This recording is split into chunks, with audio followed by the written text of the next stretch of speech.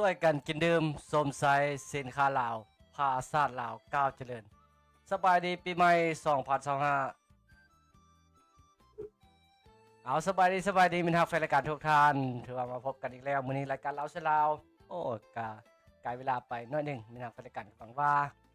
มินฮักแฟนรายการสิฟังเพลงท่าเนาะแล้วก็มีหยังก็ทักทายสบายดีเข้ามาแน่ปีใหม่2025ก้าวเข้ามาแล้วมื้อนี้เป็นวันที่3วันศุกร์ที่3มังกร2025โอ้ยปึ๊ดเดียวมินฮักแฟนรายการนี่เนาะบ่ทันได้เฮ็ดหยังซ้ำว่าซั่นเด้บางคนก็ได้ แก้วจ้อยคือกันล่ะว่าสิเปลี่ยนใหม่ว่าสิเปลี่ยนอันนี้อันนั้นหลายอันหลายแนวก็ยังบ่ทันได้เอาสู้ๆต่อไปเด้อมีฮักแฟนรายการเมื่อผู้ทุกคนอยู่ไกลอยู่ไสก็แล้วแต่ทางภายในต่างประเทศอยู่ฝรั่งอังกฤษอเมริกาออสเตรเลียนิวซีแลนด์ฝรั่งอังกฤษญี่ปุ่นเยอรมันลูกซัมพวกอย่างก็แล้วแต่ที่มีคนลาวและก็ต่างประเทศก็แล้วแต่ที่ฟังแก้วจ้อยเข้าใจเนาะก็ทักทายสบายดีเข้ามาได้ในทั่วทุกมุมโลกนั่นล่ะดังแก้วจ้อยทักทายสบายดีไปหรือว่าผู้ใดเข้าใจหรือว่าทักทายสบายดีมาเป็นภาษาอย่างก็แล้วแต่ลองทักทายเข้ามาเบิ่งเนาะแก้วจ้อยก็พยายาม ใช้หลายอะไรแนวเพื่อแปลเพื่อเดาว่าซั่นซะระวังว่าปี2025นี้ก็เป็นปีที่เริ่มแรกแห้งมันเนาะมื้อนี้ก็วันที่3ยังไม่มาดอยู่มีนักบริการบรรยากาศการเฉลิมฉลองปีใหม่สากลนี่หลายบ่อนหลายท้องถิ่นว่าซั่นซะปีบุรีก็ยังฉลองยังสืบต่ออยู่ได้นี่มื้อนี้ก็เป็นแรงวันศุกร์เด้เพิ่นว่าเด้วันเสาร์น้อยเด้บรรดาผู้พนักงานทหารตำรวจเฮ็ดหลายเหตุการณ์ว่าซั่นซะหรือว่าพนักงานเฮ็ดนำบริษัทอีหยังก็แล้วแต่ที่ว่ามื้ออื่นวันเสาร์เนาะคันวันเสาร์ได้พักได้ผ่อนนี่ก็โอ้เพิ่นก็ฉลองสืบต่อสืบต่อเฉลิมฉลองส่งท้ายปีเก่าต้อนรับปีใหม่2025นี่ก็ถือว่ายังอุ่นๆอยู่เนาะมื้อนี้ก็เป็นมื้อที่2ที่3เนาะมื้อที่2ที่3หลายบ่อนหลายที่ก็โอ้ยมื้อวันที่1ฮะมันก็บ่ทันคักใจปานใดวันนี้เนาะอันน่ะมีดื่มสิ่งมึนเมาแล้วพอตื่นมาพอไปกล้าไปการว่าซั่นโอ้อยากง่วงเหงาๆมื้อนี้แรงวันศุกร์บ่หรือว่าบางมื้อบางท่านก็บ่เวียกบ่หลายว่าซั่นช่องลาวการเวียกบ่หลายก็สิว่าเอาไปออกกินข้าวสวยแล้วก็แล้วเลยว่าซั่นจ้ะเนาะจนฮอดเดี๋ยวนี้ก็บางเทื่อก็สิยังมีอยู่ซุ่มแซว เอาจังได๋ก็แล้วแต่เด้อมีทางแฟนรายการเด้อกับปีใหม่2025นี้ก็หวังว่าจะเป็นปีโชคปีไสปีโชคปีมารขอให้ทุกท่านสุขภาพเข้มแข็งมีคิดอะไรก็ให้มาหาได้ให้ได้เด้อหาเงินก็ให้ได้เงินหาคำก็ให้ได้คำเงินดอลลาร์เงินยูโรเงินหยวนเงินอีหยังก็แล้วแต่ ขอให้ได้ตั้งความมุ่งมั่นปรารถนาที่ตั้งเป้าหมายเอาไว้แนวในปี2025นี่ครับให้เป็นปีโชคปีมารให้เป็นปีร่ำปีรวยให้เป็นปีที่ประสบผลสำเร็จให้เป็นปีที่เจริญก้าวหน้าของทุกท่านของทุกเวียกงานของทุกท่านตลอดทุกสาขาอาชีพตลอดทุกเวียกงานขอให้อุดมสมบูรณ์พ่อแม่ประสนเฮ็ดข้าวเฮ็ดนาเฮ็ดหัวเฮ็ดสวนเฮ็ดไร่เฮ็ดอีหยังกิจกรรมอหยังใดๆก็แล้วแต่ขอให้ประสบผลสำเร็จขอให้ประสบผลดังใจที่มุ่งมั่นปรารถนาไว้ทุกประการสาธุเอารายการเราเสลาวปีนี้เป็นปีที่3เลยมีทักเป็น2022 2023 2024 2025นี่ปีนี้ก้าวเป็นปีที่4แล้วได้มีทางรายการเลยเนาะรายการเราเสลาวก็ถือว่ายังจะอยู่คู่ไปกับสังคมลาวไปเรื่อยๆมีทางรายการจนกว่าจะบ่มีผู้เบิ่ง จนกว่าจะมีผู้เบิ่งผู้ชมแล้วก็จนกว่าจะบ่มีผู้คอมเมนต์บ่มีผู้ใดส่งข่าวมาผู้ใดก็ปฏิเสธบ่เบิ่งรายการกระจ้อยบ่เบิ่งรายการลาวซื่อลาวแล้วกระจ้อยก็จังสิเซาว่าซั่นซะก็จังสิเซาได้ปัจจุบันก็เฮ็ดหลายแนวอยู่มีทางรายการทางเฮ็ดทางเพจ Facebook แด้เนาะทาง TikTok แด้ทาง YouTube นำ3 YouTube ก็2ช่องทางเพจ Facebook ก็3เพจเนาะแล้วก็ทาง TikTok นำโอ้ยถือว่าเฮ็ดว่าหั่นล่ะคันสิว่าก็มีทางรายการนะป่านนี้ก็ยังบ่ได้ค่าอินเทอร์เน็ต เฮ็ดให้ว่าได้3-4เพจทางช่อง YouTube แด้ป่านนั้นก็ยังบ่คุ้มค่าอินเทอร์เน็ตมีทางรายการเอ้ยจะแม่นฟืดจะแม่นเครื่องว่าซั่นซะเนาะอันน่ะแต่ละเดือนแต่ละโอกาสก็ยังได้ขอผู้นั้นขอผู้นี้อยู่มีทางรายการยังได้โอ้ยมือก็จนสิเหยียดซื้อบ่ได้ละมือขอเนาะติดขอได้ขอ ขอตลอดว่าซั่นซะ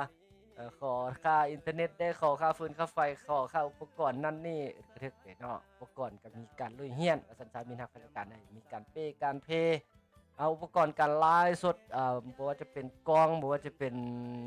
ปกรณ์ต่างๆอิเล็กทรอนิกส์ต่างๆมันก็ไว้เนื้อเชื่อใจบ่ได้เนาะบางเทื่อก็ซื้อราคาถูกแด่มันก็ตามอายุการใช้งานมีทางอะไรกันซื้อถูกแด่มันก็อายุการใช้งานมันก็สิสั้นว่าซั่นซะอันว่าซื้อแพงๆแด่ก็การรับประกันความทนทานบ่ความคุ้มดนบ่มันก็สิคุ้มไปตามมูลค่าว่าซั่นซะเนาะซื้อเครื่องซื้อของก็เป็นเอานั้นได้สมัยนี้มีทางรายการได้เนาะอันน่ะมันมีฮอด3-4ระดับพุ่นเด้เพิ่นว่านี่โอ้เราเอาของธรรมดาเอาปานกลางบ่เอารุ่นดีบ่เอารุ่นรับประกันบ่ดิมีหลายอันหลายรุ่นแท้ๆหยังว่าราคาถูกแด้ก็สิกุมบ่ดนเนาะราคากลางๆได้ก็กุมตามมูลค่านั่นแหละเนาะบ่สร้างสิว่าจ้อยๆก็ได้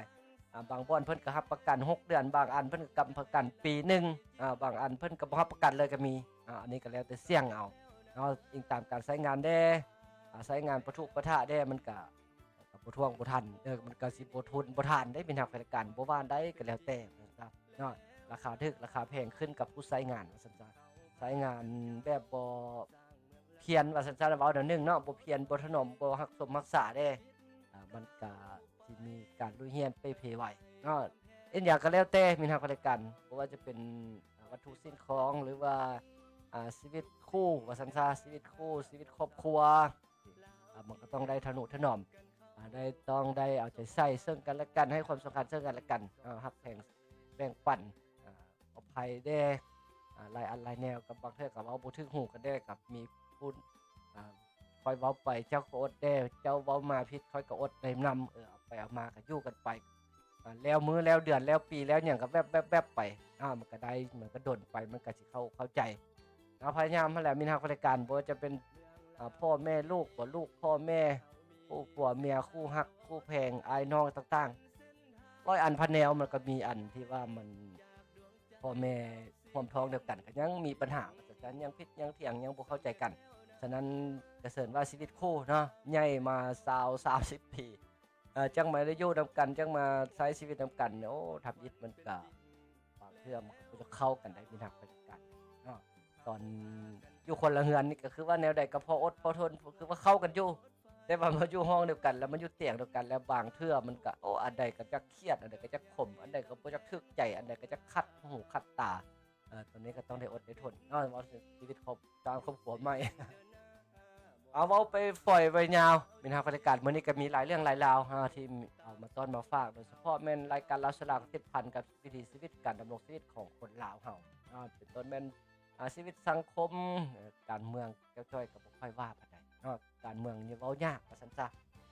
เว้าไปมันก็เป็นการเมืองมีทางราชการคันเว้าการเมืองแล้วเว้าไปส่วนหลายก็เว้าได้มันก็เฮ็ดบ่ได้ว่าซั่นซะเป็นต้นแม่นอยู่สภา เพิ่นประชุมกันอยู่สภาแห่งชาติเด้อกวดพบเงินอยู่บ่อนนั้นบ่อนนี้บ่เข้ารัฐบ่เข้าหลวงก็กวดพบเงินนอกแผนกวดพบเงินบ่เข้าแผนอันนี้อันนั้นบักหลายๆถามเพิ่นเว้ากันอยู่สภาหรือว่าลงข่า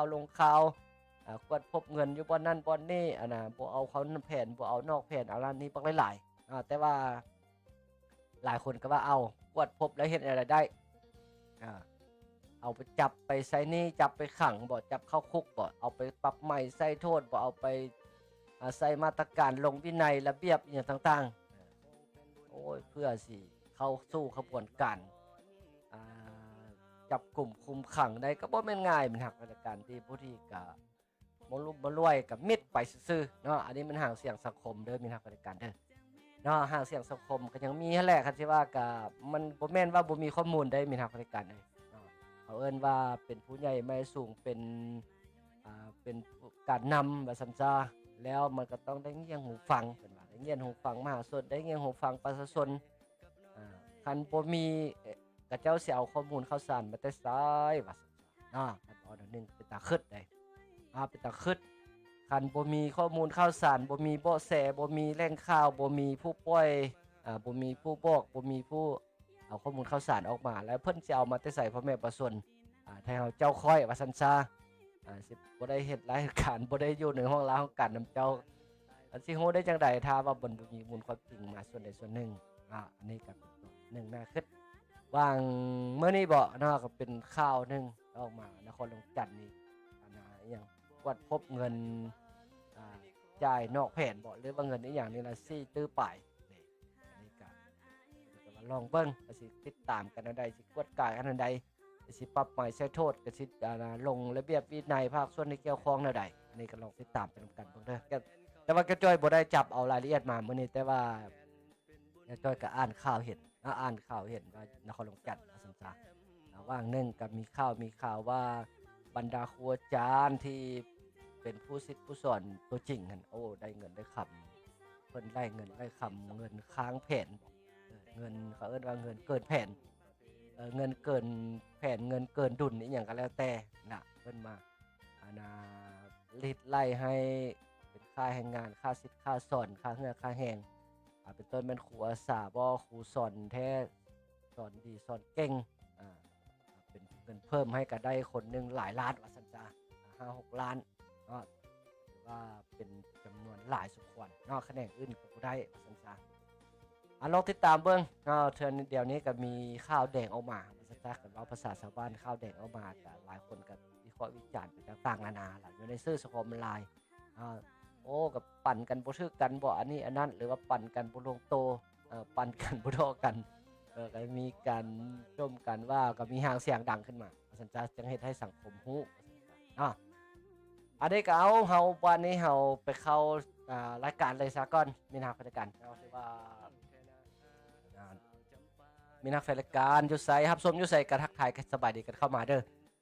ตอนท้ายรายการก็จ้อยสิอ่านให้เนาะผู้ใดทักทายสบายดีผู้ใดมีคอมเมนต์มีหยังเข้ามาเนาะตอนท้ายรายการก็จ้อยก็สิทักทายสิตอบให้เนาะสิอ่านให้ว่าซั่นซะฉะนั้นจังว่ามีนักรายการอยากส่งข่าวมีอันใดอยากส่งข่าวหารายการมีอันใดอยากส่งข่าวหารายการนอกจากว่าโอ้กำลังรับชมนี่ท่านสามารถเว้าหลายกว่านี้ก็ได้เด้อมีความคิดความเห็นหลายกว่านี้ก็ได้เนาะนอกจากว่าโอ้กำลังรับชมอยู่นี่ซื่อๆนี่นะเนาะจ้อยก็จักสิพันขยายแนวใดเติมให้ ก็บ่ฮู้สิพันขยายแนวใดเติมให้ได้บ่ฮู้พันละนาวแนวใดเติมให้เด้อกำลังรับชมนี่คันผู้ใดชื่อคันว่าเป็นแฟนเขาเอิ้นว่าแฟนประจำแก้วจ้อยฮู้จักเป็นการส่วนตัวนี่ก็สิเว้าเติมให้ได้อยู่เนาะคันผู้อื่นที่ว่าบ่คุ้นเคยปานใดนี่ก็ฮู้บางเทื่อก็เป็นแฟนเป็น FC แก้วจ้อยอยู่ดอกแต่ว่ากับบ่ได้เคยได้เว้าได้ร่วมกันจะได้เว้าไปแนวใหม่ว่าสิผิดกันสิไปเข้าใจกัน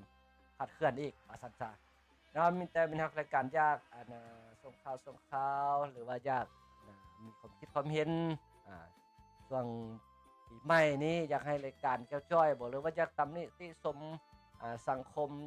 แนวนั้นแนวนี้อันนี้อันนั้นก็ว่ามาได้มีทางรายการแก้วจ้อยสิอ่านให้ตอนท้ายรายการตอนนี้เราจะไปเล่นนำข้าวข้อมูลข่าวสารในตอนแก้วจ้อยหิมโหมมาให้นักบรรยากาศได้รับชมกันเป็นต้นแม่นสภาพพยากรณ์อากาศสิเนาะบรรยากาศเริ่มฉลองหรือว่าต้นครับปีใหม่สากล2025หรือวันอื่นแล้วก็ข่าวอื่นที่น่าสนใจจ้อยก็มีมาให้รับชมแต่เหนือทางใต้พุ่นล่ะมื้อนี้แต่เหนือทางใต้เด้อเพราะว่าอยู่แต่ขอบเขตนครหลวงจันทน์แต่เหนือทางใต้เลยว่าซั่นซะถ้ามิดนี้เราสิไปเบิ่งนครหลวงจันทน์เนาะนครหลวงจันทน์เฉลิมฉลองหรือว่าจัดพิธีเฉลิมฉลองปีใหม่ลาวฉลองปีใหม่ลาวฉลองปีใหม่สากลขออภัยเฉลิมฉลองปีใหม่สากลหรือว่าส่งท้ายปีเก่าต้อนรับปีใหม่สากลปีใหม่สากลย้ำอีกนึงบ่แม่นปีใหม่ลาวขออภัยเฉลิมฉลองปีใหม่สากล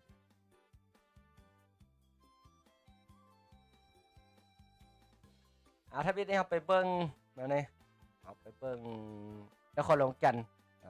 ส่งท้ายปีเก่าต้อนรับปีใหม่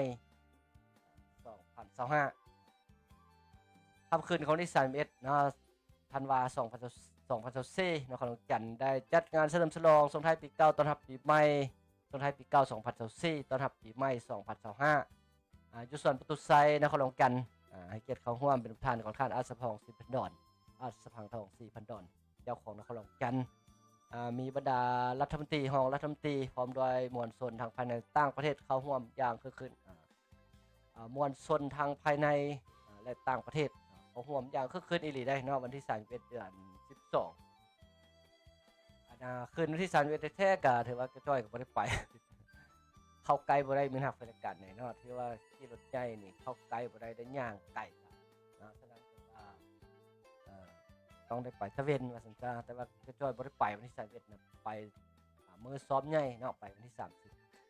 การเฉลิมฉลองส่งท้ายปีเก่าต้อนรับปีใหม่ในครั้งนี้จัดขึ้นอย่างคึกคืนม่วนซื่นรักษาได้วันธรรมมีความประเพณีและความสงบปลอดภัยซึ่งภายในงานได้จัดให้มีหลายกิจกรรมเป็นต้นแสดงศิลปะชมการแสดงเซฟดนตรีพื้นเมืองผสมประสานพื้นบ้านพื้นเมืองเฮาแหละห้องเพลงลาวสากลกิจกรรมฟ้อนลำวงลาวที่ได้รับรองเป็นมรดกทางด้านวัฒนธรรมอย่างว่าต่างๆพร้อมทั้งจกสลากมอบรางวัลให้มวลชนผู้ที่ลงทะเบียนในการเข้าร่วมงานก่อนจะมีการนับถอยหลังเพื่อก้าวสู่ปีใหม่2025และได้รับชมวิดีโออวยพรปีใหม่ของท่านทองรุนศรีสุเดชเลขาธิการใหญ่ประธานประเทศแห่งสปปลาวเนื่องในโอกาสส่งท้ายปีเก่า2024ต้อนรับปีใหม่สากลคศ2025จุดเด่นของงานในครั้งนี้ได้มีการนับถอยหลังร่วมกันเพื่อก้าวเข้าสู่ปีใหม่2025และชมการแสดงรูปภาพต่างๆโดยการมีการบินโดรนจุดดอกไม้ไฟจุดพลุไฟแต่ว่านอกในภายในงานยังมีการจัดงานขายอาหารเครื่องดื่ม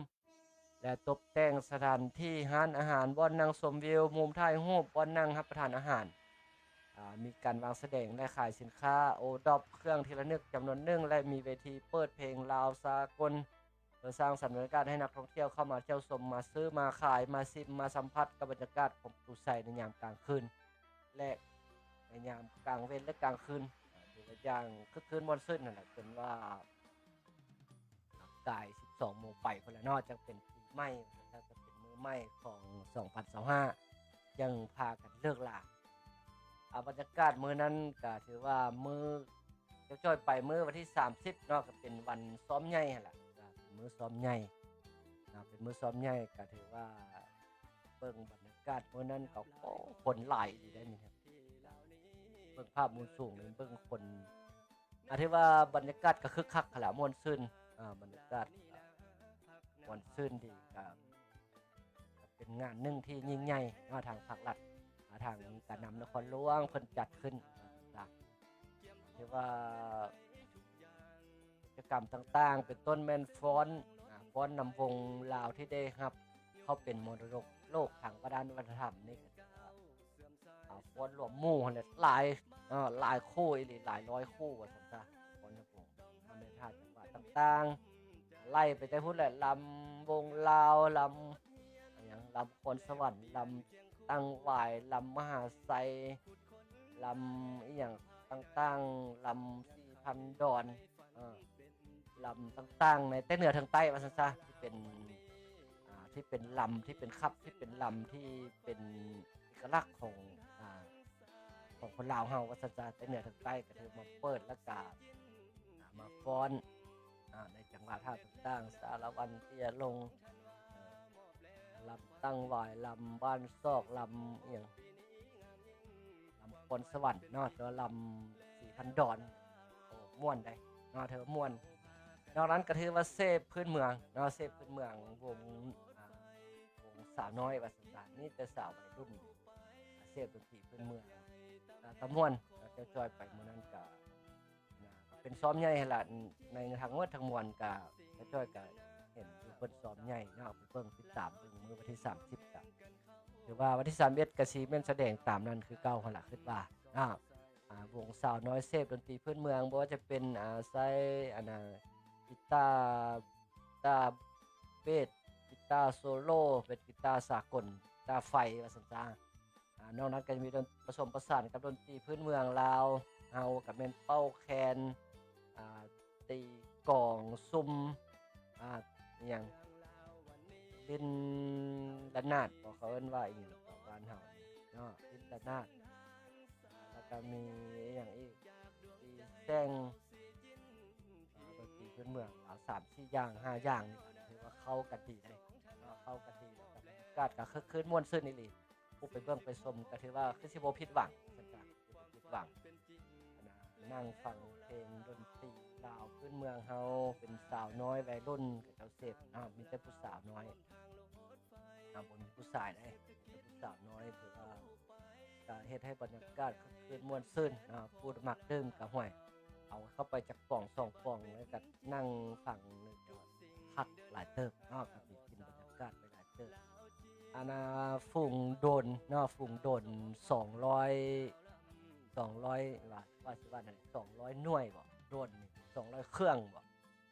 บินโดรนนี่เขาเอิ้นว่าบินขึ้นไปนี่แหละโชคดีปีใหม่สิเป็นโดรนเด้นี่ฝูงโดรนบังคับกัน200เครื่องบินขึ้นไปโชคดีปีใหม่อิหยัง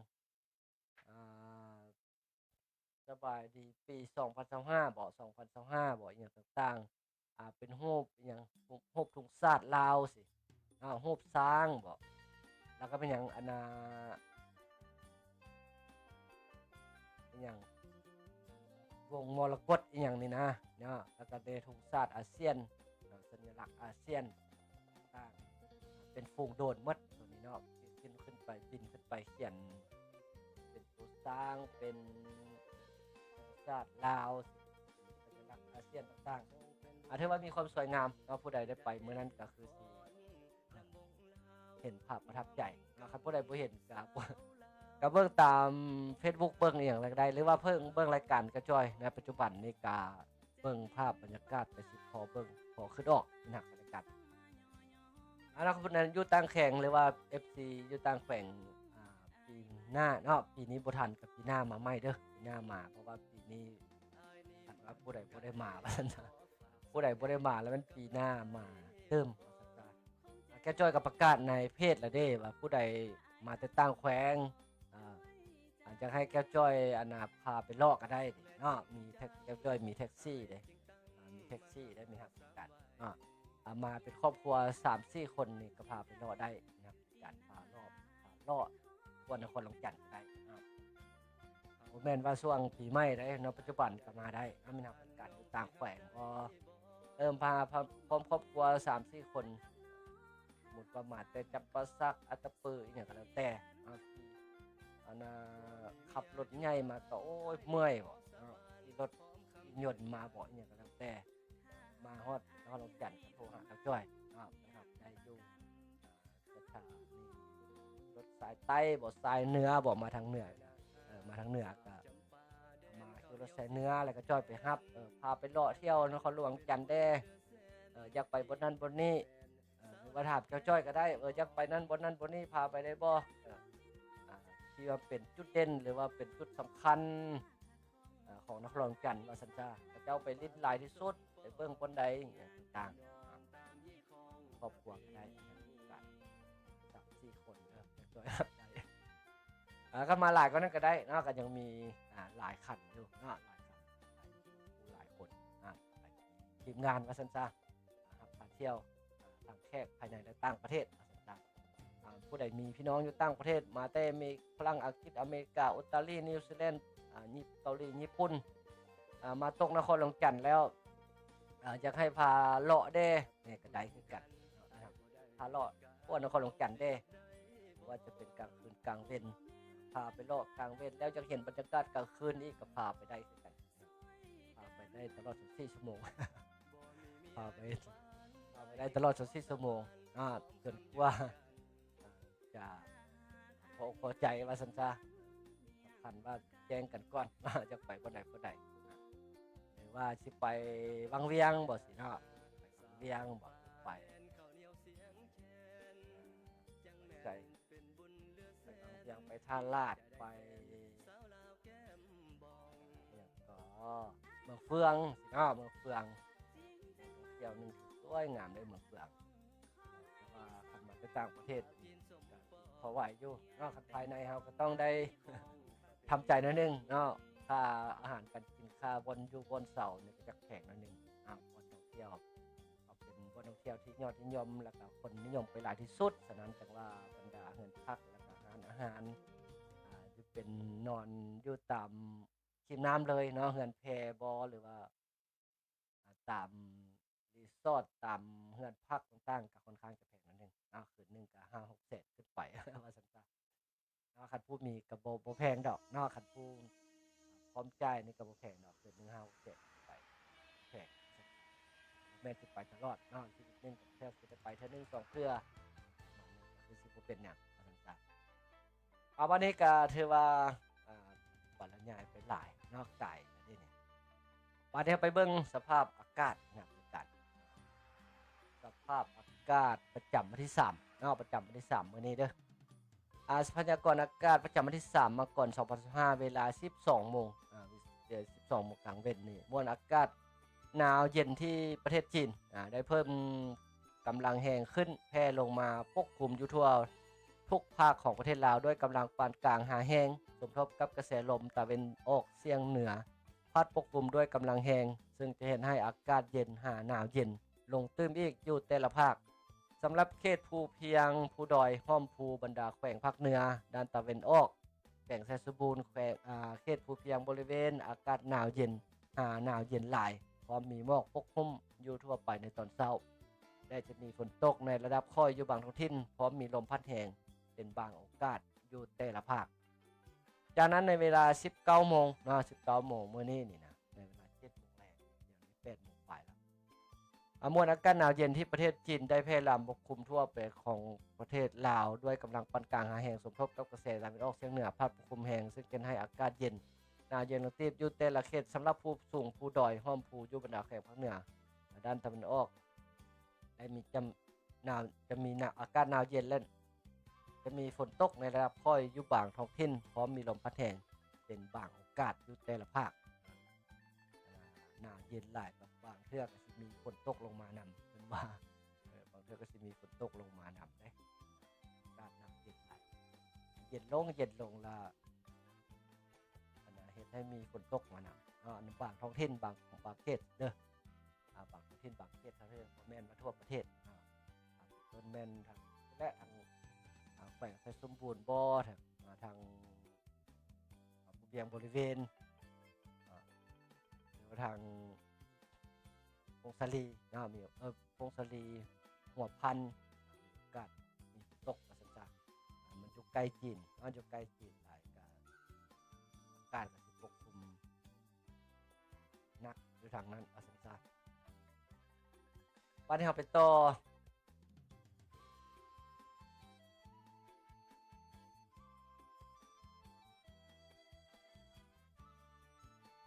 เบิ่งความคืบหน้าการก่อสร้างขั้วมิตรภาพลาวไทยแห่งที่5ปากสันบึงกาฬวันที่3มกราคม2025ท่านโพไซคำพิทูลรองรัฐมนตรีกระทรวงการต่างประเทศท่านลิตตาคัตติยะรองรัฐมนตรีกระทรวงโยธาธิการและขนส่งท่านนางมรกตศรีสวัสดิ์เอกอัครราชทูตแห่งราชอาณาจักรไทยประจำสปปลาวร่วมกับท่านคำแหวนปัญญานุวงศ์ของเจ้าแขวงในคำไซและภาคส่วนที่เกี่ยวข้องลงติดตามความคืบหน้าโครงการก่อสร้างขัวข้ามน้ำของขัวมิตรภาพลาวไทยแห่งที่5บริคำไซบึงกาฬ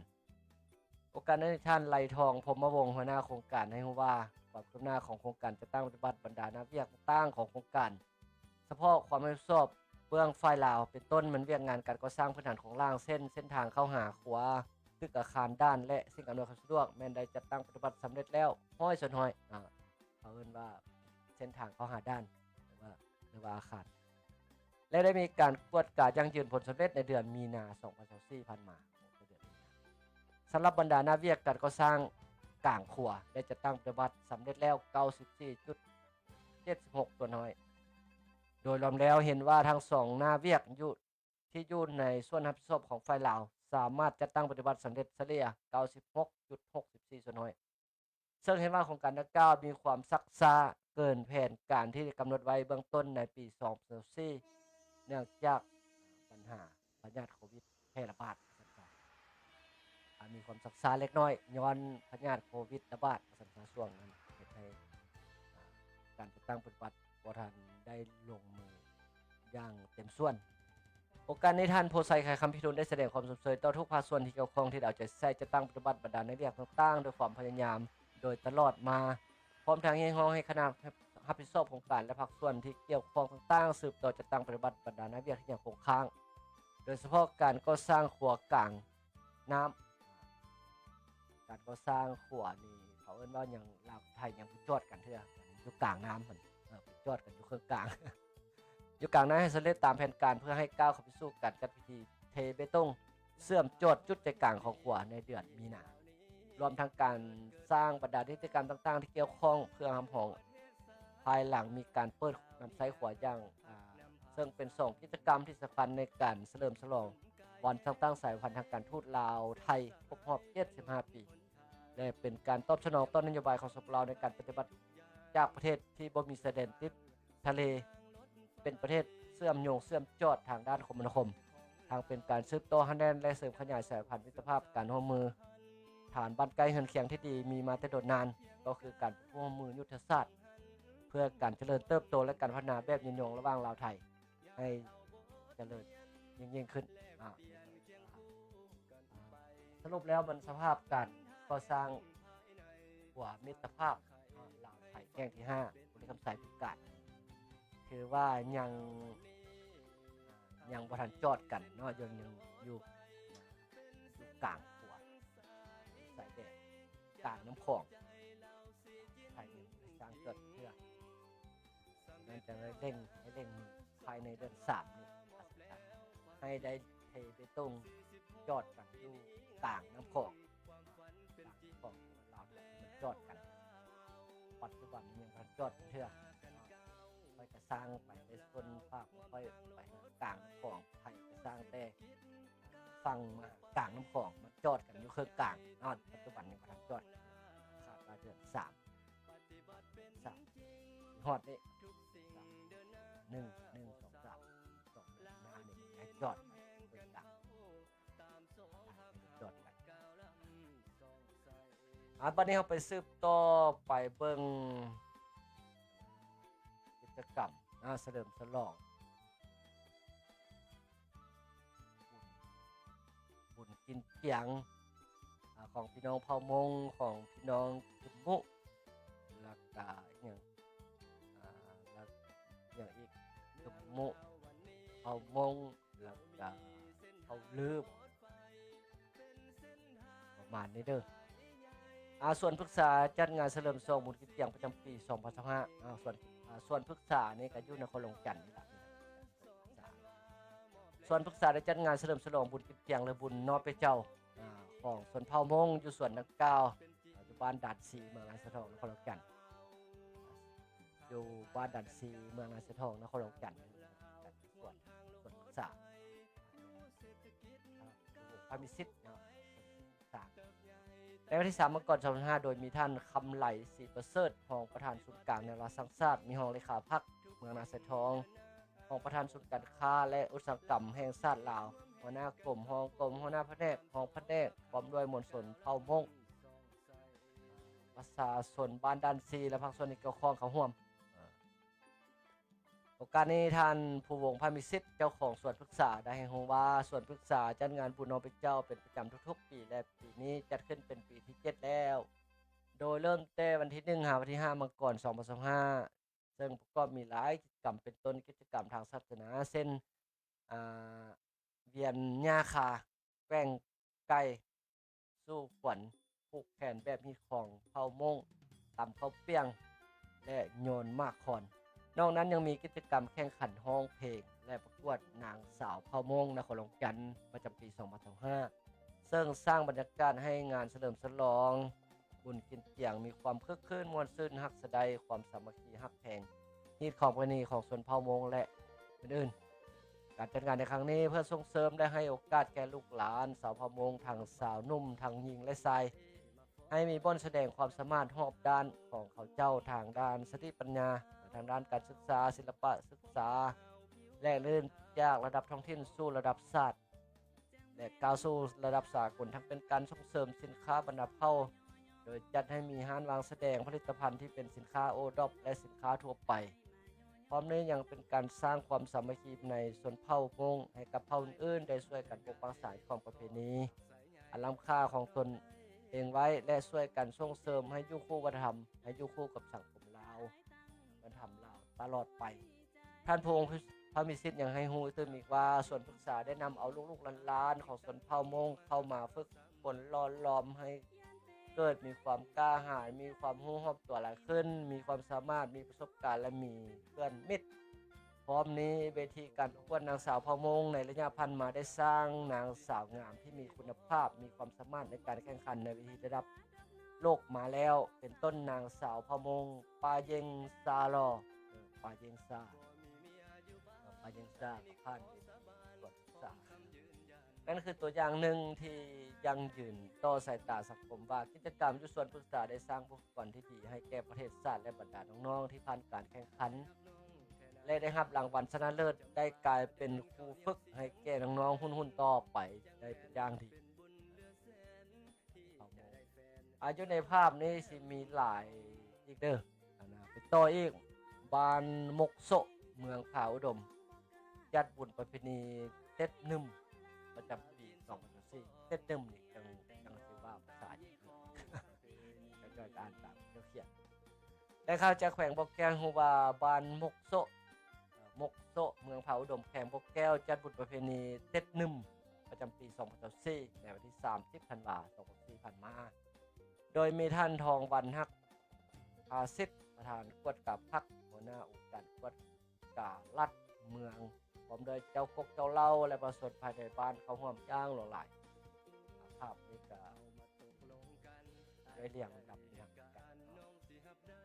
ในพิธีได้มีขบวนแห่ขวัญเข้าขวัญเพือกขวัญมันและการฟ้อนลวดลายที่เป็นเอกลักษณ์ส่งเสริมถึงวิถีชีวิตการเป็นอยู่ของเผ่ากุมุ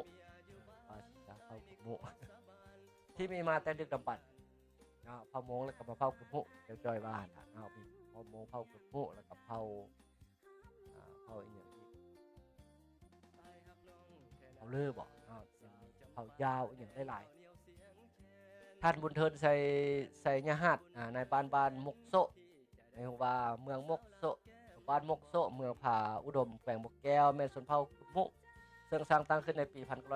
1998ห่างจากตัวเมืองผาอุดมประมาณ8กิโลเมตรมี290หลังคาเรือนมี331ครอบครัวมีพลเมือง 1,784 คนหญิง891คนอาชีพต้นตอของประชาชนแม่นยึดถืออาชีพเฮ็ดนาเฮ็ดให้หมุนเวียนปลูกฝังเลี้ยงสัตว์และอาชีพค้าขายเป็นสมองการจัดการในครั้งนี้เป็นครั้งที่7ที่จัดกันที่การจัดตั้งบ้านพร้อมด้วยเฒ่าแก่ในโฮมตลอดฮอดพ่อแม่ประชาชนภายในบ้านได้พร้อมกันจัดขึ้นภายหลังสำเร็จการเก็บกู้ผลผลิตเช่นข้าวไหม้เผือกมันขึ้นเราขึ้นเหือนสำเร็จเพื่อเป็นการเฉลิมฉลองผลการเก็บเกี่ยวผลปลูกที่ญาติบ่ได้ตลอดปีและเป็นการอนุรักษ์รักษาบุญประเพณีของชนเผ่ากุมุไว้ให้ลูกหลานได้สืบทอดกันไปหลายเส้นคนทั้งนี้ก็เพื่อเป็นการเต้าห่วงความสามัคคีประชาชนภายในบ้านญาติพี่น้องแขกที่อยู่ใกล้และไกลได้มาพ้อแสดงความรักความสามัคคีความเข้าใจรู้บุญคุณซึ่งกันและกันเพื่อให้ลูกหลานได้รู้ถึงฮีตของประเพณีวัฒนธรรมอันดีงามของชนเผ่ากุมุพร้อมกันสืบทอดและอนุรักษ์รักษาไว้ให้ยืนยงตลอดไปบ้านมกโซเมืองผาอุดมแขวงบ่อแก้วตามมาต่ออีกเมืองมื่นฉลองเฉลิมฉลองบุญกิจอย่างของชนเผ่ามงเมืองมื่นกับชนเผ่ามงอีกและเขาจะแข่งเวียงจันทร์ให้รู้ว่าเมืองมื่นแข่งจันทร์จัดพิธีประเพณีบุญกิจอย่างชนเผ่ามงในวันที่1มังกร2025โดยมีท่านสนไซหลวงอภัยว่าการเจ้าเมืองมื่นท่านเทพพระไทยแก้วเข็มเพชรประธานแนวราวสร้างศาสตร์แขวงจันทร์พร้อมด้วยเจ้ากกเจ้าเล่าหัวหน้าสิงซาวและประชาชนบรรดาเผ่าภายในเมืองเข้าร่วมอย่างคึกคืนในพิธีท่านทรงกาวเดงโดคณะกรรมการศูนย์กลางแนวราวสร้างศาสตร์ได้รายงานเกี่ยวกับความเป็นมาของประเพณีบุญกินเจียงเผ่ามงในเนี่ยผ่านมาโดยได้ยกให้เห็นเกี่ยวกับความหมายความสำคัญของการจัดบุญกินเจียงเผ่ามงที่จะต้องได้จัดขึ้นเป็นประจำทุกๆปีเพื่อส่งท้ายปีเก่าปัดเป่าสิ่งที่บ่ดีในระยะ1ปีผ่านมาให้หมดไปนำปีเก่าต้อนรับปีใหม่โดยการเปิดประตูเปิดใจรับเอาสิ่งใหม่ๆเข้ามาในชีวิตของครอบครัวของตนฮี เรียกขวัญของทุกๆคนภายในครอบครัวเงินคำสัตว์เลี้ยง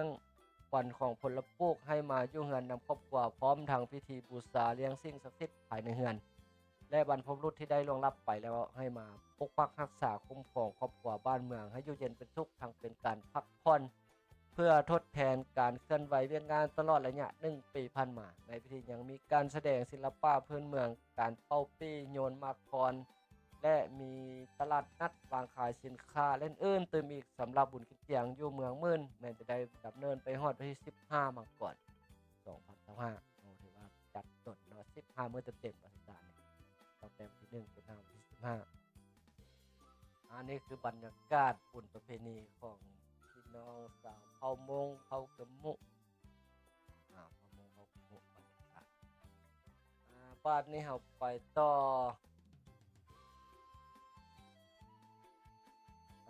อที่อัตตปือไปไต้พุ่นเด้อบัดนี้เด้อจากบอกแก้วแล้วจากบอกแก้วมาเกิงจันทน์แล้วไปอัตตปือพุ่นไปสุดบัดนี้เนาะแขวงอัตตปือประกาศการอภัยโทษและปล่อยตัวนักโทษ70คนเฉพาะแขวงอัตตปือนี่ถือว่าประกาศอภัยโทษแล้วก็ปล่อยตัวนักโทษประมาณ70คนเนาะเฉพาะแขวงอัตตปือแหล่งข่าวจากแขวงอัตตปือให้รู้ว่าแขวงอัตตปือได้ประกาศอภัยโทษลดพ้นโทษและปล่อยตัวนักโทษเนื่องในโอกาสวันสถาปนาสาธารณรัฐประชาชนลาวครบรอบ49 ปีที่3มาก่อน2025ที่คล้ายคุมขังดัดสร้างบ้านสะเภาทองโดยมีท่านนางมีนาพรไซสมภูประธานสภาประชาชนแขวงประธานคณะกรรมการอภัยโทษขั้นแขวงพร้อมด้วยบรรดาคณะกรรมการอภัยโทษขั้นแขวงอำนาจการปกครองบ้านและญาติพี่น้องนักโทษเข้าร่วมท่านสุประสิทธิ์ รอวันไซหัวหน้าองค์การอัยการประชาชนแขวงอัตตปือได้ผ่านดำรัสของประธานประเทศเลขที่248/ปปทลงวันที่26พฤศจิกายน2024ซึ่งได้ตกลงให้อภัยโทษแก่นักโทษทั้งหมดทั่วประเทศจำนวน 2,716 คนยิง357 คนคนต่างประเทศ26คนยิง4คนและนี้ให้อภัยโทษด้วยการลดผ่อนโทษจำนวน 2,339 คนยิง294 คนมีคนต่างประเทศ19คนยิง4คนอภัยโทษด้วยการปล่อยตัวจำนวน377คนยิง63คนคนต่างประเทศ7คนเฉพาะอยู่แขวงอัตตปือมีนักโทษผู้ที่มีเงื่อนไขเข้ามาตรฐานและผลงานดีเด่นในการปฏิบัติโตในค่ายดัดสร้างคุมขังดัดสร้าง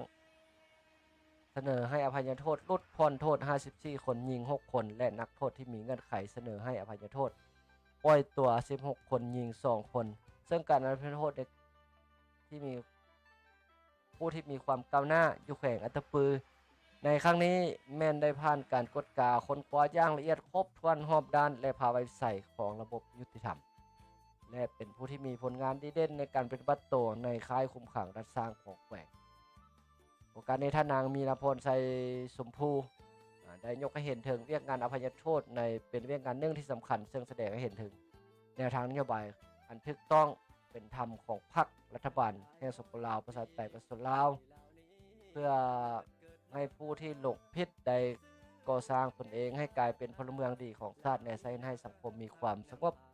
และมีความเป็นระเบียบเรียบร้อยสร้างเงื่อนไขให้มีการประกอบส่วนเข้าในการปกป้องศาสตร์และพัฒนาประเทศชาติให้มีความมั่งคั่งเข้มแข็งประชาชนทั้งมีสังคมศิวิไลและยุติธรรมพร้อมทางเน้นให้คณะกรรมการอภัยโทษคันแขวงสืบต่อโฆษณาเผยแพร่เสริมซึมรัฐธรรมนูญของประเทศว่าด้วยการอภัยโทษคำแนะนำแจ้งการต่างๆให้สังคมทั่วไปได้รับรู้เข้าใจอย่างเลิกซึ่งตอนในทางนโยบายของพรรครัฐที่มีด้านมนุษยธรรมต่อนักโทษผู้ที่มีการเปลี่ยนแปลงทัศนะแนวคิดการกระทำและการตื่นตัวเคารพระเบียบกฎหมายของสปปลาวส่วนนักโทษที่ได้รับการลดผ่อนโทษก็ให้สืบต่อปฏิบัติระเบียบวินัยของค่ายคุมขังดัดสร้างต่อไปเพื่อเป็นเงื่อนไขให้ตนเองได้รับการอภัยโทษปล่อยตัวและนักโทษที่ได้รับการอภัยโทษปล่อยตัวครั้งนี้เวลากลับไปดำรงชีวิตอยู่บ้านก็ให้ปฏิบัติตนเคารพระเบียบกฎหมายของรัฐอย่างเข้มงวดดำรงชีวิตเป็นพลเมืองดีของสังคมต่อไปได้เน่งภาครัฐให้โอกาสหลงเพชรแมนให้เขาไปเป็นฝั่งสร้าง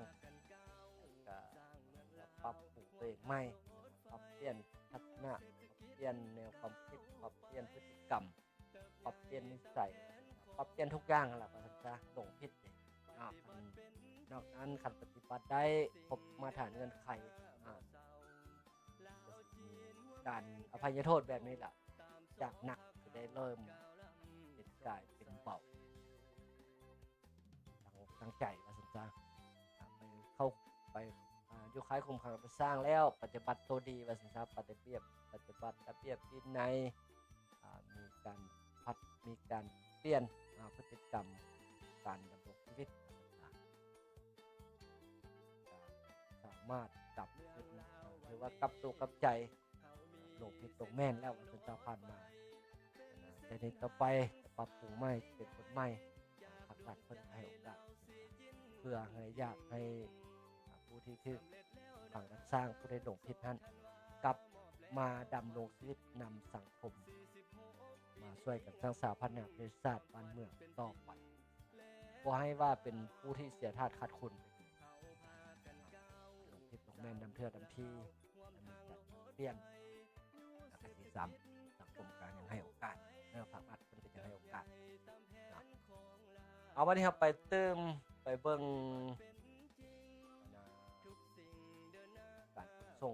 การขนส่งสินค้าผ่านทางรถไฟลาวจีนได้หลายกว่า50ล้านต้นนะครับการส่ง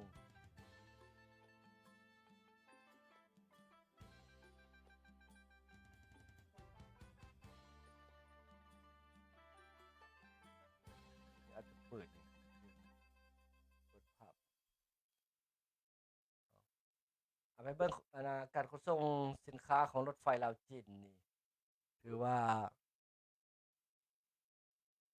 ได้หลายกว่า50ล้านต้น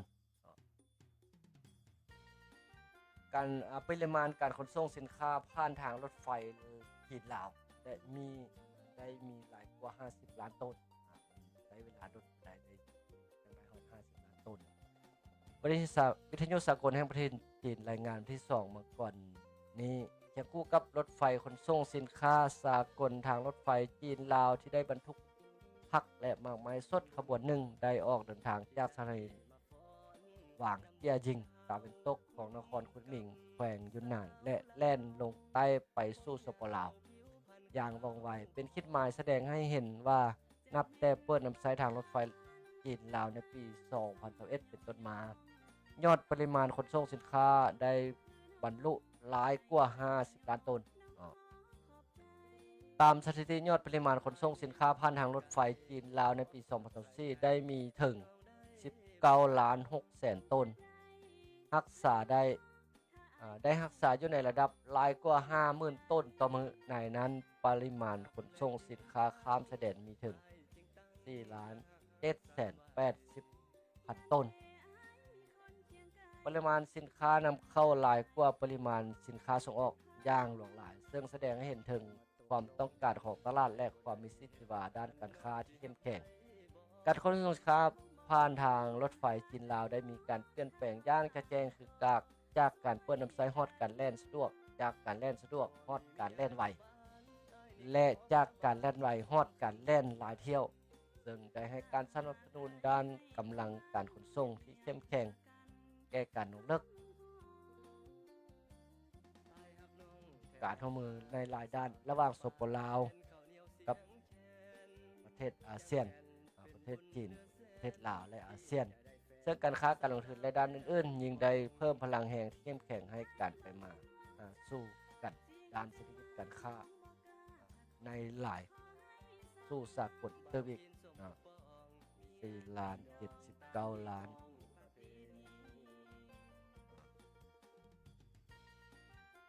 การขนส่งสินค้าผ่านทางรถไฟลาวจีนลาวหรือว่าได้หลาย10ต้น50ต้นในปี2024วันนี้เอามาเบิ่งมาปานนี้ไปเบิ่งปิดท้ายนะครับไปปิดท้ายด้วยเทศกาลดอกงิ้วบานหรือว่าเทศกาลดอกงิ้วบานดอกงิ้วค่ำครั้งที่22จะจัดขึ้นในท้ายเดือนมกราคมเทศกาลดอกนิ้วคำสามเหลี่ยมคำเพิ่ง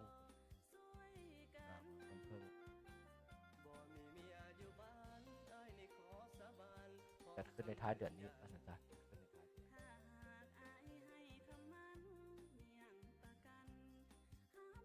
แหล่งข่าวจากแขวงบ่อแก้วฮู้ว่าปัจจุบันแขวงบ่อแก้วก็คือเขตเศรษฐกิจพิเศษสามเหลี่ยมคำได้เอาใจใส่เตรียมพร้อมทุกเงื่อนไขในการห้างหากะเกี่ยมจัดเทศกาลดอกงิ้วบานครั้งที่22โอ้ซึ่งจะจัดขึ้นอย่างเป็นทางการในวันที่27มาก่อน52กุมภาพันธ์2025ที่เขตเศรษฐกิจพิเศษสามเหลี่ยมคำเมืองต้นเพิ่งแขวงบ่อแก้วจุดประสงค์ก็เพื่อเป็นการอนุรักษ์รักษาและส่งเสริมเรียกงานด้านศิลปะวัฒนธรรมการนุ่งถือแบบแผนดำรงชีวิตก็คือฮิตของประเพณีอันดีงามของประชาชนบรรพเผ่าภายในแขวงบ่อแก้วให้มีความยืนยงเคียงคู่กับการพัฒนาด้านเศรษฐกิจและทั้งเป็นการเชื่อมโยงเข้ากับวัฒนธรรมอารยธรรมอันดีงามของศาสตร์และสกลเพื่อเห็นให้บรรดาแขกและนักท่องเที่ยวได้ไปเที่ยวชมได้สัมผัสกับความสวยสดงดงามที่เป็นเอกลักษณ์พิเศษของต้นงิ้วก็คือดอกงิ้วระยะที่กำลังเบ่งบานซึ่งเต็มไปด้วยมนต์เสน่ห์และคุณค่าทางด้านทรัพยากรธรรมชาติอันอุดมสมบูรณ์ประชาชนลาวมีความเชื่อว่าดอกงิ้วเบ่งบานแม่นแสดงถึงความอุดมหั่งมีความองอาจกล้าหาญและความสง่างามทั้งนี้ก็เพื่อเป็นการสุขยุส่งเสริมและพัฒนาเวียกงานการท่องเที่ยวทางด้านธรรมชาติประวัติศาสตร์วัฒนธรรมที่ของประเพณีวิถีชีวิตของชาวแขวงบ่อแก้วแบบมีส่วนร่วมของชุมชนติดพันกับการส่งเสริมการผลิตการค้าและการบริการให้มีการขยายตัว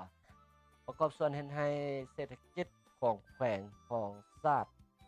ให้มีบัดก้าวขยายตัวไม่ทั้งเป็นการสร้างรายรับและแก้ไขชีวิตการเป็นอยู่ของผู้แม่ประชาชนบรรดาเผ่าอันดับมือดีขึ้นทั้งเป็นการสุขยูส่งเสริมวัฒนธรรมที่ของประเพณีอันดีงามของชาวลาวก็คือชาวแขวงบ่อแก้วเพื่อเผยแพร่แหล่งท่องเที่ยวอันสวยสดงามทั้งเป็นการเอกอ้างทางใจให้แก่ชาวโลกได้รับรู้เทศกาลดอกงิ้วบานแม่นบุญปางใหญ่หนึ่งของชาวแขวงบ่อแก้วที่จัดขึ้นอยู่ดอนซาวที่มีชื่อเสียงโด่งดังในเขตเศรษฐกิจพิเศษสามเหลี่ยมคำดอนซาวเมืองต้นเพิ่งแขวงบ่อแก้วมีต้นงิ้วป่าที่ดกหนาอย่างใหญ่อยู่ในเนื้อที่ประมาณ40เฮกตาร์เมื่อฮอดฤดูหนาวดอกงิ้วก็จะเริ่มเบ่งบานและแดงทั่วดอนซาวซึ่งชาวเมืองต้นเพิ่งได้จัดสรรดอนที่งดงามแห่งนี้ให้กลายเป็นสถานที่ท่องเที่ยวเพื่อดึงดูดเอานักท่องเที่ยวเข้ามาเที่ยวชมให้น้ำมือน้ำลายขึ้นการจัดเทศกาลดอกงิ้วบานเริ่มแต่ปี2000เป็นต้นมาและมีผลสำเร็จในการจัดงานมาแล้ว21ครั้งโอ้แต่ปี2000แต่ปี2000นี่ก็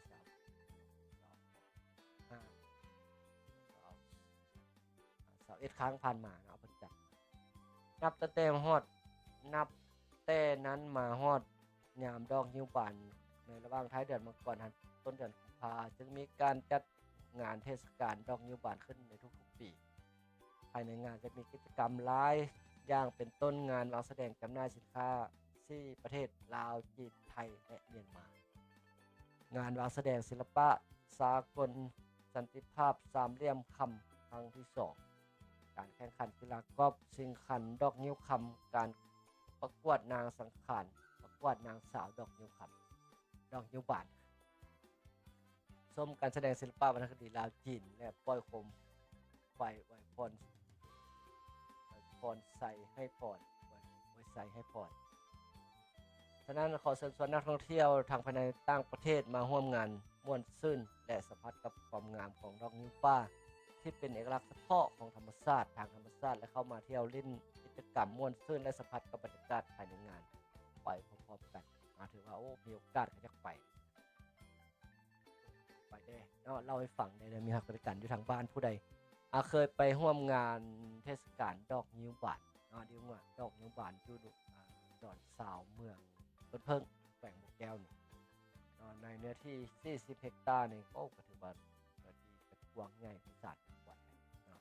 และดอกงิ้วป่านี่ก็จักสิไปหาเบิ่งอยู่ไสกันเขตอื่นนี่ดอกงิ้วป่านี่แต่ก่อนนี้ทางบริคำไสก็มีนะครับบริการเนาะทางแขวงบริคำไสก็มีแต่ก่อนนี้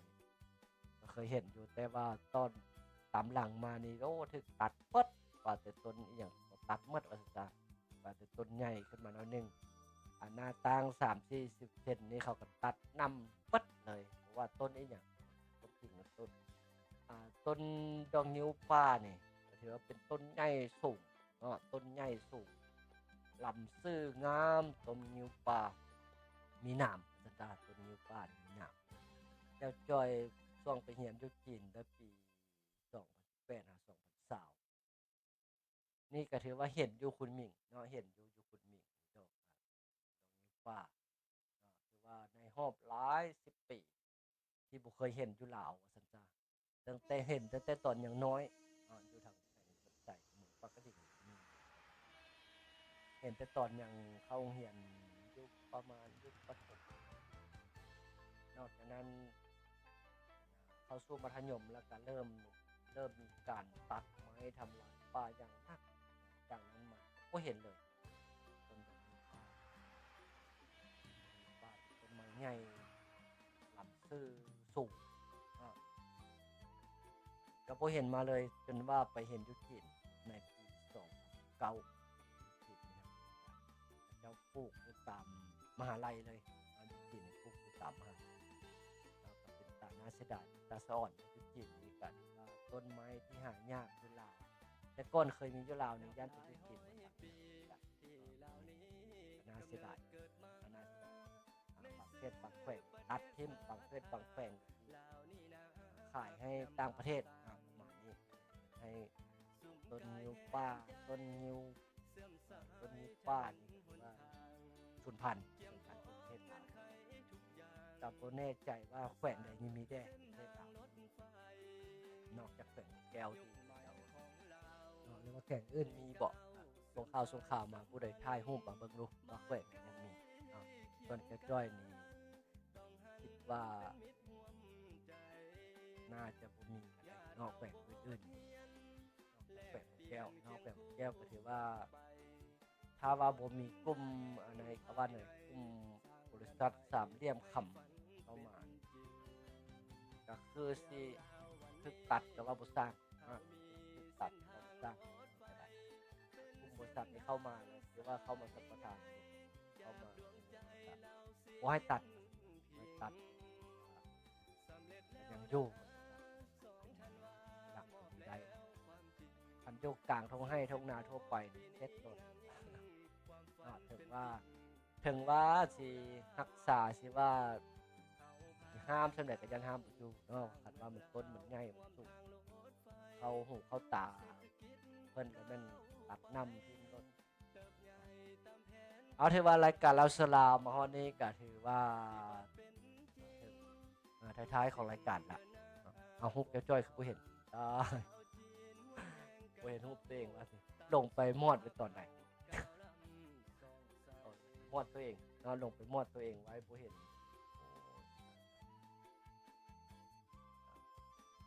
เบิ่งกับบ่ทวงมาเบิ่งกับบ่ทวงมาเลยบ่เห็นตัวเองว่าซั่นจ้ะเอาถือว่าอันนี้แม่นเทศกาลดอกนิ้วป่านงานดอกนิ้วป่านแขวงแก้วเมืองเพิ่งแขวงบ่แก้วเพิ่นก็สิจัดในท้ายเดือนนี้7-2 กุมภาพันธ์27มาก่อน2 กุมภาพันธ์ผู้ใดมีโอกาสก็อย่าลืมไปเบิ่งไปชมไปร่วมเดินมินฮักกันเนาะเบิ่งเทศกาลดอกนิ้วป่านป่าครับมาทางที่แก่หรือว่าคล้ายๆแดงๆนี่ก็คล้ายๆดอกจานนี่จะตกสักเอาถือว่ามาฮอดนี้ก็ขอเข้าใจมีทางในการติดตามรายการก่อนจากกันก็ฝากไว้เติมเด้อน้ำดื่มลงมาคำมีทางเป็นน้ำดื่มของลาวแท้ 100% เนาะน้ำดื่มของลาวมาตรฐานสากลมีทางกันได้มาตรฐาน ISO 2000ฉะนั้นจะว่าพ่อค้าแม่ขายผู้ใดจะต้องการน้ำดื่มลงคำไปซื้อไปขายเอาไปจำหน่ายต่อเอาไปรับใช้ในงานพิธีในงานสิริมงคลงานแก้วงานดอกงานขึ้นหันไม้ใส่กระเบื้องสีแพ็คงามเปิดบริษัทเปิดร้านค้าเปิดร้านขาย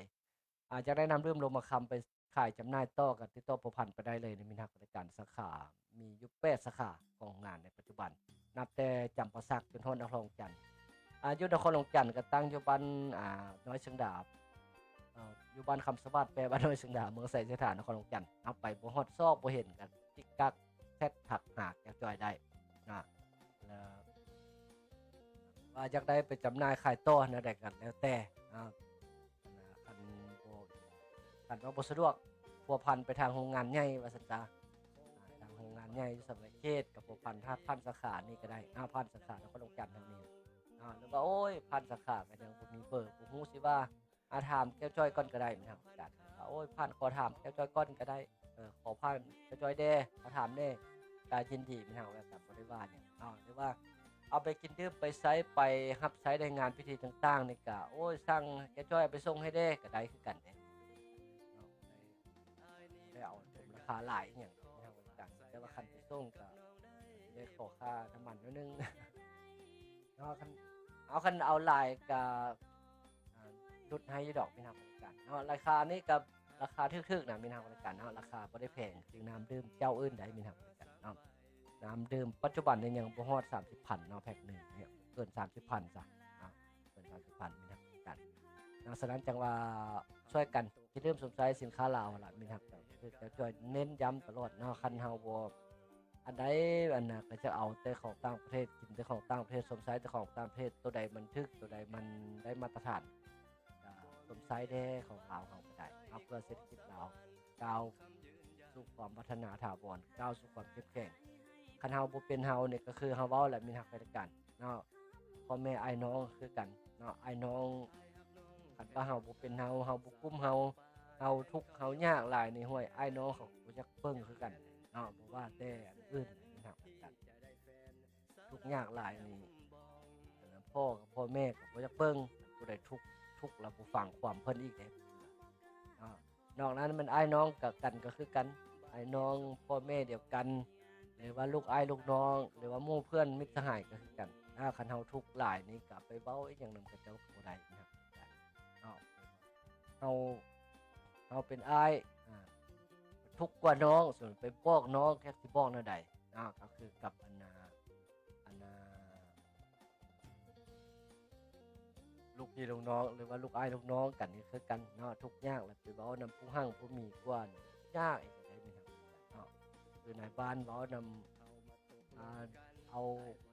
พนักงานไปเรียนการเมืองไปอันนี้อันนั้นโอ้ไปลมนักธุรกิจกับเจ้าขี้พุ่นV8 V9 ขี้เหล็กเศษเหล็กสัตว์ลึกรถหรูรถหลาไปฟังตัวเองขี่รถจักรก็ตอดไปจักสิว่ากันจังไดบอกให้เฮ็ดเศรษฐกิจบอกให้สร้างสรรค์เศรษฐกิจบอกให้สร้างความเข้มแข็งในตนเองบอกให้สร้างสรรค์พัฒนาบอกให้เฮ็ดธุรกิจนั้นจังซี่จักสิไปบอกกับเจ้าจังไดกับเจ้าเราขี่รถคันละ 2-3 แสนดอลลาร์มาฟังมาซุ่มยากได้มีทางบริการฉะนั้นจังว่าคือกันอันนี้ก็คือกันคันเฮาเป็นเฮานี่อ้ายน้องพ่อแม่ลูกอ้ายลูกน้องลูกพ่อแม่เดียวกันอ้ายน้องก็บ่จักก็บ่เว้าไปมันก็บ่มีน้ำหนักเป็นทางบริการเลยคันเฮามีแด้แล้วใครแด้เว้าได้ก็บ่คืออย่างฟังแด้คันเจ้าละทุกข์ยากกว่าหมู่ละไปบอกผู้มันหั่งมีกว่าละโอ้ยากอีหลีเอาจังนั้นบัดนี้สิตอบอันน่ะแห่งใจว่าฉันจะอ่านเบิ่งมีนักรายการที่เข้ามาโอ้หลวงหลายสุดกว่ามื้อนี้ขอบใจเด้อมีนักรายการที่ติดตามแล้วก็บางคนก็มีเม้นต์มีหยังมาแด้บางคนก็กำลังรับชมซื่อๆเอาเริ่มต้นจากวันมณีไสยวงศ์กำลังรับชมว่าใจเด้อราชสมัยไม่เด้ออ้ายมีพลไม้สมบูรณ์สมปรารถนาทุกประการเด้อใจไม่ไปอินทศรอินทวงศ์ครับชมสวรรค์ไสยวงศ์ชมอินทศรสวรรค์นี่ก็จะเป็นแฟนคลับ FC ทางเมืองอินพุนทางเมืองอินพุนทางบ้านคำแก้วน้อยโนดนะครับชมชื่อในคลาสทางเมืองแก่งกอกเมืองแก่งกอกแขวงสวรรณเขตเมืองทางบ้านแก่งกอกเมืองคำพรสวรรณเขตเต้ยบุตรดาราบ่แม่นบุตรคำเต้ยบุตรคำกำลังชม ใสสมรักคำใสสบายดีปีใหม่ความน้อยกับรักสมความน้อยนี่สิแม่นเจ้าเบ่าวเจ้าเบ่าวไปเด็กนะฮะแต่งงานไปว่างทิศแล้วนี่เนาะหลวงน้ำทาขอโทษขออภัยกับจ้อยก็ได้ไปมาสันร่วมงานขอให้คู่บ่าวสาวคู่ฮักคู่สาวครอบครัวไม่ขอให้ฮักกันไปตลอดยิ่งยืนนานเนาะมีเงินมีคำร่ำรวยขอเป็นโชคเป็นใสขอให้หั่งมีว่าสันจานสำหรับวันนี้ก็ขอบอกใจมีทางรายการอีกทีนึงขอให้ทุกท่านที่รับชมรายการแต่ต้นจนจบจงมีสุขภาพเข้มแข็งปรารถนาสิ่งใดขอให้ได้แต่ความปรารถนาในปี2025นี้ขอให้ยามีความเจ็บไข้ได้ป่วยขอให้มีแต่ความสุขปราศจากความทุกข์ทุกประการสาธุสำหรับวันนี้จะจอยพอถึงงานลาไปแล้ว Thank you for watching and see you next time ใจเย็นบายบาย